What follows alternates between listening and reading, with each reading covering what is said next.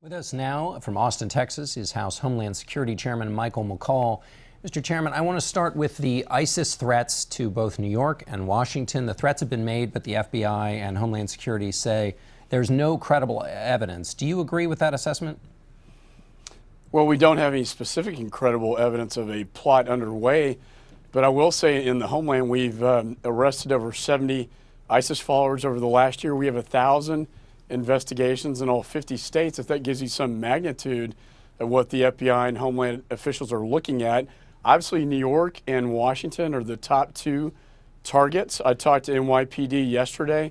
They have this active shooter program. They put 3,000 cops through that. They are ramping up security in both seen and unseen ways, in a very visible way also to provide deterrence on the streets as we go into the Thanksgiving holiday.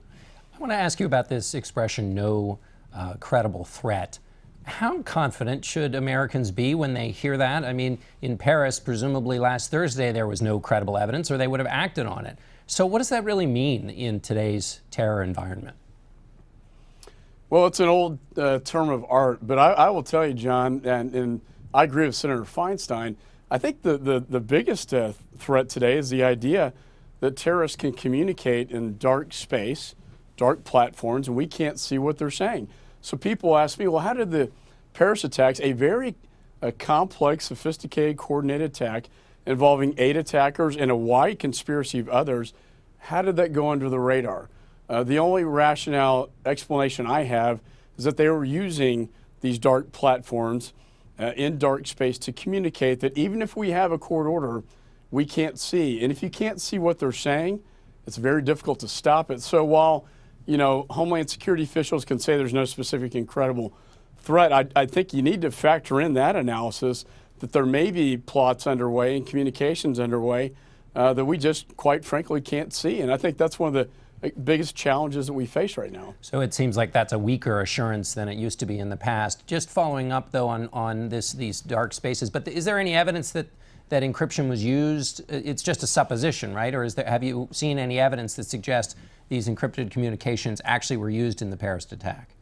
Well, I think there are strong indicators that they did. And that's precisely why nothing was picked up. There were some warnings about a general plot underway with nothing specific. These guys were talking to each other on their iPhones, flipping out SIM cards. In my judgment, they were talking in the dark space, and that's how they pulled it off without detection.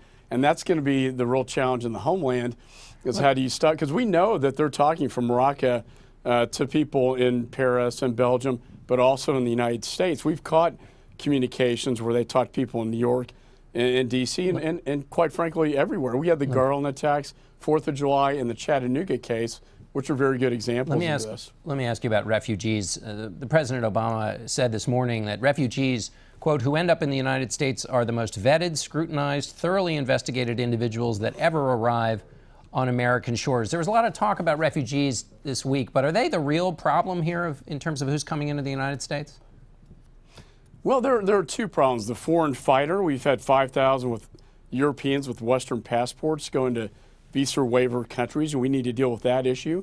We have hundreds of Americans who have traveled and come back. Each of these could be ticking time bombs. And then we have radicalization over the internet, as you and I have talked about. And then lastly, we have the Syrian refugee crisis. I take ISIS at its word when it says we want to exploit the refugee program to infiltrate the West. We know one or possibly 2 of these attackers in Paris actually came through the refugee program. And so that's why in Congress we said, let's put a break on this until we have assurances and have confidence we can properly vet and do background checks, because our top national security officials, whether it be the FBI director or Secretary of Homeland Security, both privately and publicly in testimony before my committee, expressed their concerns and warnings about this program. So I took that seriously, and we introduced this legislation to put a hold on it until we have assurances that we can properly vet, do background checks, and then have them certify so they're responsible and accountable that there's no terrorists coming into the country. Mr. Chairman, we just have about 15 seconds left. There's been talk about monitoring mosques. What's your feeling about that? Well, it goes back to my old federal prosecutor days. It's a very sensitive endeavor. You have to get approvals at the highest level.